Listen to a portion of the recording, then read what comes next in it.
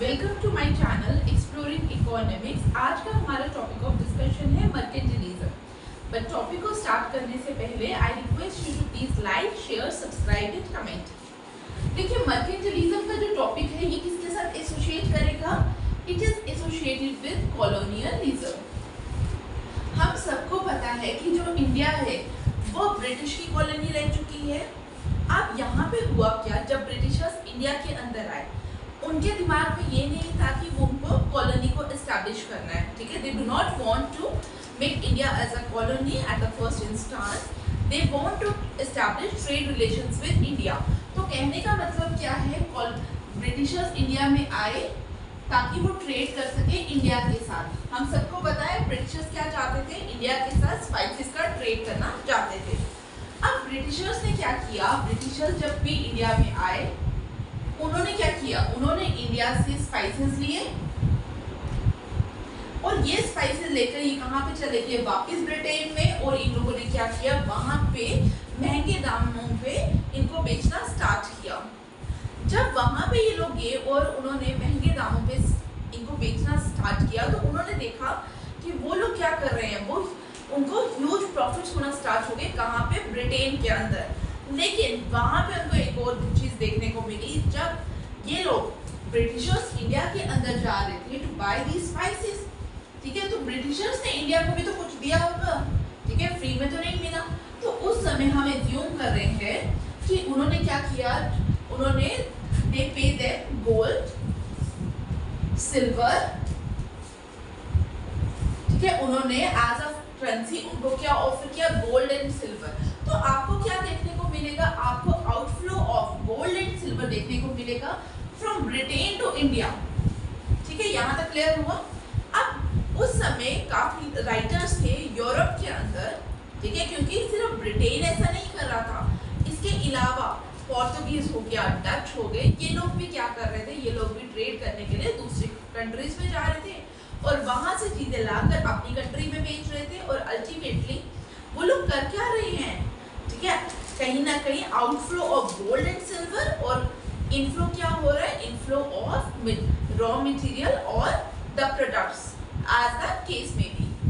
तो यहाँ पे क्या हुआ, जब यहाँ पे वो ब्रिटेन के अंदर, या हम ये कहें कि आपकी यूरोप के अंदर जब ये लोग पहुंचे तो एक सेट ऑफ राइटर्स थे। ठीक है, मैं यहाँ पे इकोनॉमिस्ट नहीं यूज करूंगी क्योंकि उस समय जैसे आज के टाइम पे हम बोलते हैं क्लासिकल्स हैं, ठीक है, या कीनीशियन इकोनॉमिस्ट हैं, उस तरीके से हम वहाँ पे अगर देखेंगे उस टाइम के अंदर there were writers not economist. उन लोगों ने कहा कि क्या ऐसा नहीं हो सकता कि ब्रिटेन के अंदर inflow of gold and silver हो जाए rather than the outflow of gold and silver. ठीक है, तो वो क्या चाह रहे हैं, तो राइटर्स प्रेफर कि ब्रिटेन के अंदर क्या हो, inflow of gold and silver हो। लेकिन inflow of gold and silver कब होगा, जब हम अपना प्रोडक्ट सेल करेंगे rather than buying the product from another country. अगर ब्रिटेन इंडिया से खरीदने की जगह क्या करे, इंडिया को बेचने की तरफ मूव करे, तो क्या होगा, ये जो आउटफ्लो हो रहा था गोल्ड एंड सिल्वर का, वो टर्न किसमें हो जाएगा, inflow of the gold and silver. तो राइटर्स ने यही कहा कि there should be the inflow of gold and silver rather than the outflow of gold and silver. अब इनफ्लो क्या चाह रहे हैं, वो inflow of gold and silver. अब इसी चीज में अगर आप देखिए, जब भी inflow of gold and silver होगा तो अल्टीमेटली क्या होगा, अल्टीमेटली मैं इस चीज को कह सकती हूँ, it will leads to creation of wealth. European economies में इनफ्लो की वजह से क्या होगा, क्रिएशन ऑफ वेल्थ। तो इस पूरे आइडिया के ऊपर जो हमारा टॉपिक ऑफ मर्केंटिलिज्म है वो रेस्ट करता है।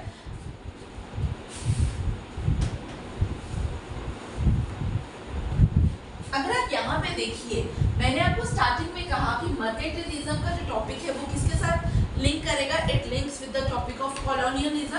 तो यहाँ पे ही उन्होंने क्या किया, जब ब्रिटिशर्स आए इंडिया के अंदर, वो इनिशियली आप क्या कर रहे हैं, इनिशियली वो इनसे मटेरियल बाय कर रहे हैं, प्रोडक्ट बाय कर रहे हैं, वेदर इट इज स्पाइसेस और एनीथिंग एल्स, वो यहाँ से खरीदते थे और अपनी कंट्रीज के अंदर बेचते थे।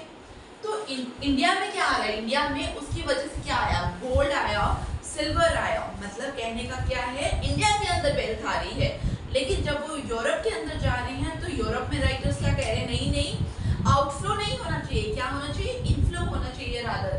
तो इनफ्लो को क्रिएट करने के लिए एक आइडिया डेवलप हुआ, दैट आइडिया वाज कॉलोनियलिज्म। उन्होंने कहा कि अगर हम इंडिया जो कंपैरेटिवली क्या था उस समय वीकर था एज कंपेयर टू ब्रिटेन। उन्होंने कहा कि अगर आप इन लोगों को अपनी कॉलोनी बनाओगे, आप लोग इनको अपने अंदर करेंगे तो क्या होगा, इनके रिसोर्सेज पे भी आपका एक डोमिनेंस आएगा। तो इस तरीके से कॉलोनियलिज्म का आइडिया भी यहाँ पे डेवलप हुआ इस फेज के अंदर। तो यहाँ पे क्या हुआ, यहाँ पे एक तो उन्होंने क्या किया, कॉलोनीज बनाई। और अगर आप देखेंगे ध्यान से,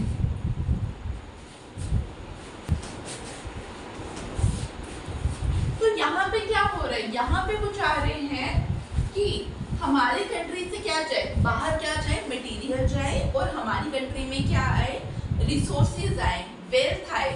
तो ब्रिटेन की अगर मैं बात करूं, और यहाँ पे मैं इंडिया की बात कर रही हूँ, तो वो लोग क्या चाह रहे हैं, वो चाह रहे हैं यहाँ से आउटफ्लो किसका हो, रिसोर्सेज का, और यहाँ से उसके पास क्या आ रहा है, गोल्ड, सिल्वर, और टू बी स्पेसिफिक वेल्थ कह सकती हूँ मैं इसको।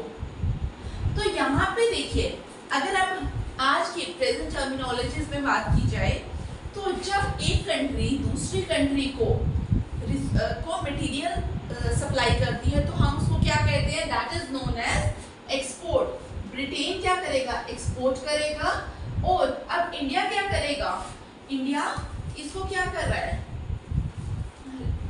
वेल्थ पे कर रहा है, ठीक है। अगर यहाँ पे वेल्थ की जगह रिसोर्सेज होता तो क्या होता, तो आउटफ्लो होता, outflow of gold and silver होता। लेकिन इन राइटर्स ने कहा कि आउटफ्लो ऑफ रिसोर्सेज नहीं होना चाहिए, हमारे यहाँ पे किस पे फोकस होना चाहिए, the focus should be on the inflow of wealth. तो इन्होंने कहा कि एक्सपोर्ट शुड बी प्रमोटेड। तो आपको जो पॉइंट याद रखना है वो क्या है,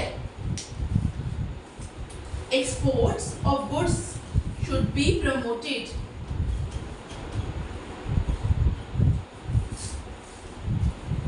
और अगर हम एक्सपोर्ट्स को प्रमोट कर रहे हैं, और एक्सपोर्ट्स को प्रमोट क्यों कर रहे हैं, to increase the wealth, to increase the inflow of wealth. पहला पॉइंट क्लियर हुआ। सेकेंडली, अगर आप मुझे बताइए एक्सपोर्ट को आप प्रमोट कर रहे हो और रीजन क्या है, to increase the wealth in your economy, तो अब आपको क्या करना पड़ेगा, आपको इंपोर्ट्स को बढ़ाना पड़ेगा, या आप इंपोर्ट्स को कम करना चाहते हैं। इंपोर्ट्स क्या होते हैं, जो दूसरी कंट्री आपकी कंट्री में गुड बेचता है, वो आपकी कंट्री के लिए क्या है, that is import for your country and export for that country. तो यहाँ पे उसने कहा एक्सपोर्ट्स ऑफ गुड्स को बढ़ाइए एंड इंपोर्ट्स को रिड्यूस करिए। तो बेसिकली जो मर्केंटिलिज्म का कॉन्सेप्ट है वो इन्हीं दो चीजों के ऊपर रिलाई करता है। पहली बात, exports of goods should be promoted and imports of the goods fall करिए।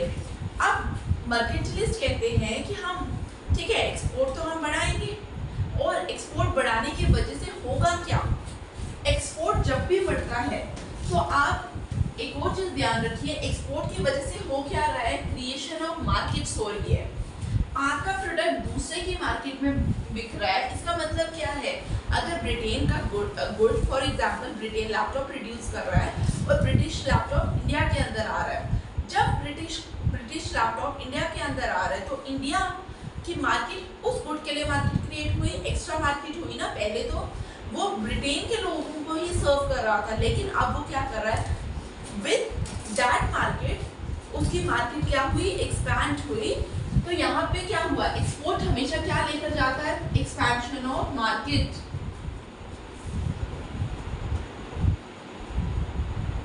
तो यहाँ पे हमें क्या देखने को मिलेगा, exports of goods should be promoted, exports की वजह से क्या होगा, मार्केट एक्सपैंड होगी। क्लियर यहाँ तक। अब दूसरा पॉइंट उसने क्या कहा, इंपोर्ट्स ऑफ गुड्स को क्या करना चाहिए, कम करना चाहिए। अब क्वेश्चन आता है कि इंपोर्ट्स कैसे कम करें। अगर दूसरी कंट्री जो है वो आपको सेल करना चाहती है अपने प्रोडक्ट, तो हम कैसे उसको कहें कि आप भाई आप अपने प्रोडक्ट को नहीं सेल करें हमें। तो हम क्या करेंगे, जो इकोनॉमी चाहती नहीं है कि दूसरी कंट्री उसको क्या करे, प्रोडक्ट सेल करे, वो क्या करेगी, वो आप टैरिफ इम्पोज करेगी। तो वो क्या कर रही है, इम्पोजिशन ऑफ रिस्ट्रिक्शंस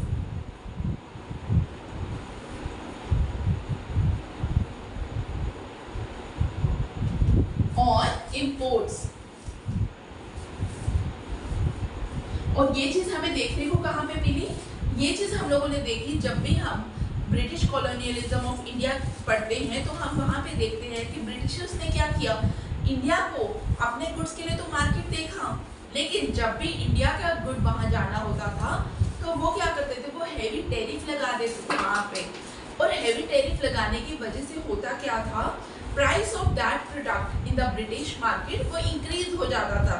और अल्टीमेटली जब भी प्राइस इंक्रीज होता था तो कंज्यूमर्स क्या करेंगे, कंज्यूमर प्रोडक्ट को खरीदेंगे नहीं। और जब कंज्यूमर प्रोडक्ट को खरीद नहीं रहे तो आपका जो प्रोडक्ट है क्या उसकी कोई वैल्यू होगी दूसरी कंट्री पे, तो वो तो क्या होगा, उसकी डिमांड ही नहीं होगी। तो अल्टीमेटली क्या होगा, इंपोर्ट्स फॉल कर जाएंगे।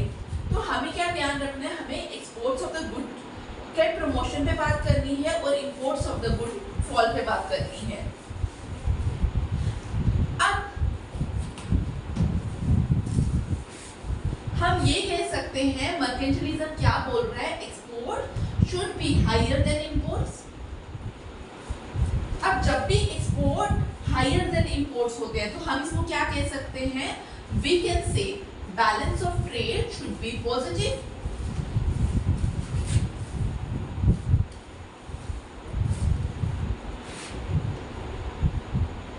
हम बोलेंगे कि बैलेंस ऑफ ट्रेड क्या होता है, बैलेंस ऑफ ट्रेड होता है it is equal to exports minus imports. तो हम बोलेंगे कि हमारा बैलेंस ऑफ ट्रेड हमेशा क्या होना चाहिए, पॉजिटिव। तो मर्केंटिलिज्म क्या बोल रहा है, मर्केंटिलिज्म अगर आप आपसे कोई भी पूछे कि मर्केंटिलिज्म की फिलॉसफी किस चीज पे फोकस करती है, तो आपको क्या कहना है, it focus on the creation of wealth. Wealth उस समय किस हिसाब से थी, गोल्ड, ठीक है। जैसे आज हम बाकी करेंसीज के हिसाब से ट्रेड करते हैं, तो उस समय जब मर्केंटिलिज्म की फिलॉसफी इवॉल्व कर रही थी तो उस समय हम किसकी बात कर रहे हैं, हम बात कर रहे हैं गोल्ड एंड सिल्वर की। और ये जो फिलॉसफी है ये आई कब है, ये 15th to 18th सेंचुरी के बीच पे आई। दिस इज द पीरियड जहाँ पे मर्केंटिलिज्म एरोज हुआ और हमें मर्केंटिलिज्म की वजह से क्या देखने को मिला, कॉलोनियलिज्म।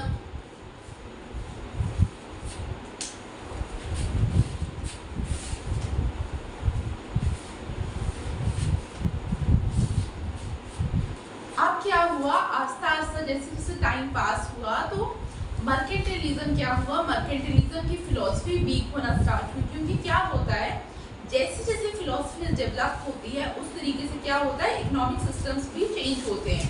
तो अब क्या हुआ, यूरोप के अंदर डेमोक्रेटिक आइडियाज आना स्टार्ट हुआ। और डेमोक्रेसी जब भी आती है हमें पता है तब क्या होता है, तब लोग बोलते हैं कि क्या होना चाहिए, गवर्नमेंट रेगुलेशंस कम होनी चाहिए।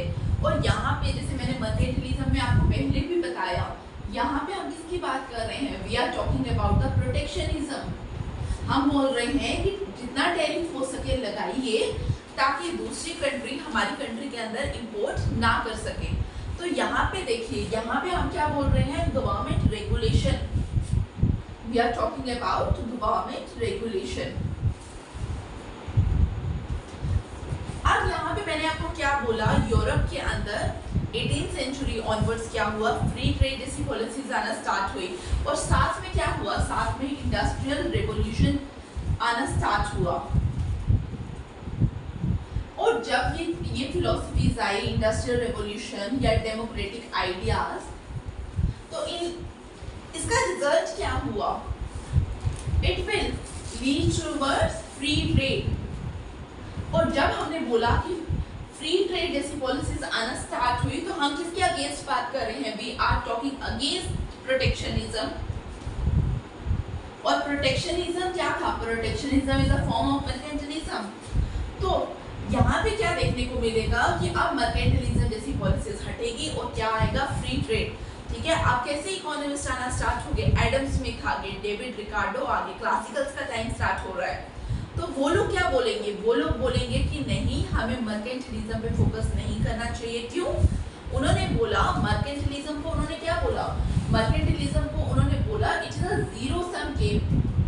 जीरो सम गेम क्या होती है? जहां पे एक कंट्री का फायदा होगा, ठीक है, वन कंट्री गेन, लेकिन किसी और का नुकसान भी तो हो रहा है। अगर आप किसी को एक्सपोर्ट कर रहे हो, ठीक है, you are gaining, but that country is losing.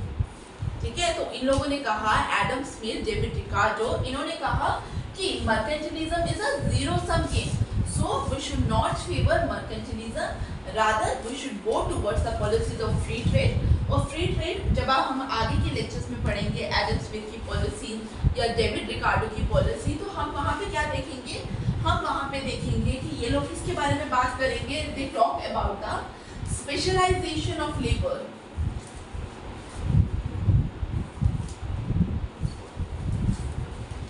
ये लोग बोलेंगे कि लेबर को क्या होना चाहिए? लेबर को स्पेशलाइज होना चाहिए। जहाँ पे हमारी लेबर की एफिशिएंसी ज़्यादा होगी, जहाँ पे वो ज़्यादा प्रोडक्टिव काम करेगी, हम उस लेबर को वहीं पे इंगेज करेंगे rather than engaging in any of the activities. ठीक है, फॉर एग्जाम्पल अगर हमारी लेबर है वो लेबर इंटेंसिव है, ठीक है, तो हम लोग क्या करेंगे? हम उसको राइस प्रोडक्शन पे लगा सकते हैं rather than producing a laptop. इन्होंने कहा अंडर द फ्री ट्रेड अगर हमें लैपटॉप चाहिए, हम यूएस की इकोनॉमी से परचेज कर सकते हैं, हम चाइना से परचेज कर सकते हैं, हम साउथ कोरिया से परचेज कर सकते हैं। हमें क्या ज़रूरत है? लैपटॉप जहाँ पे हमारे पास एफिशिएंसी नहीं है, जहाँ हमारे पास रिसोर्सेज उस तरीके की नहीं है, तो हम क्यों उस चीज़ पे इन्वेस्ट करें? तो इन लोगों ने क्या कहा? इन लोगों ने they focus upon the specialisation of labour.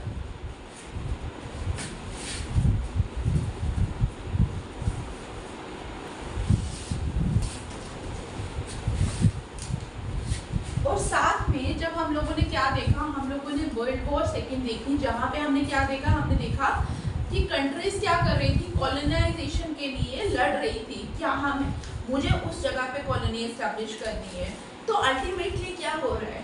एक बहुत ज़्यादा एक क्योस सोसाइटी के अंदर क्रिएट हो रहा है। तो अब इन लोगों ने क्या किया? अब डेवलप नेशंस पास में आए और उन्होंने कहा कि हम क्या करेंगे? हम ऑर्गेनाइजेशंस बनाएंगे। कैसी ऑर्गेनाइजेशंस बनी? वर्ल्ड बैंक आया, IMF बना, फिर with the passage of time क्या हुआ? WTO जैसी ऑर्गेनाइजेशंस आई। इन ऑर्गेनाइजेशंस की वजह से हुआ क्या? फोकस चेंज हो गया हमारा फोकस ये नहीं था कि हमारी कंट्री को बेनिफिट मिलना चाहिए। हमारा फोकस क्या होना स्टार्ट हो गया? The focus should be to improve the standard of living of all the nations. तो अब इन्होंने क्या कहा कि हम किसकी तरफ मूव करेंगे? We move towards the globalisation. और ग्लोबलाइजेशन पे हमें पता है हम किसकी बात करते हैं? हम हमेशा बात करते हैं कि सारी कंट्रीज का बेनिफिट होना चाहिए। और हम यहाँ पे बात करते हैं फ्री ट्रेड की, हम बात करते हैं मिनिमाइजेशन ऑफ टैरिफ की।